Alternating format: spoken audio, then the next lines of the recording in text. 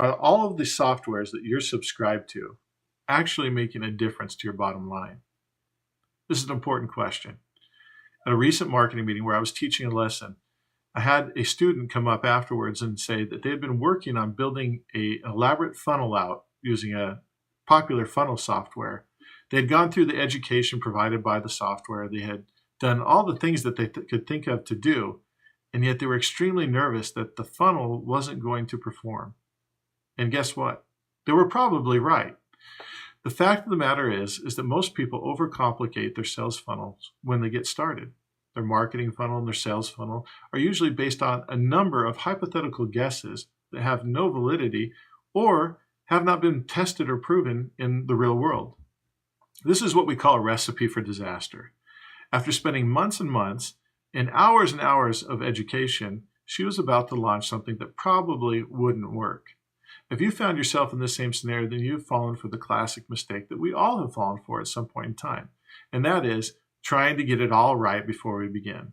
The reality is most of us aren't smart enough or are able to predict the future well enough that we could guess all of the hundreds of variables that are important for a marketing campaign to be successful.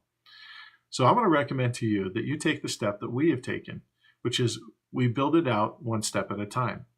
We do the very minimum necessary in order to be able to test a concept, and when the concept is proven that it works, then we take the next step.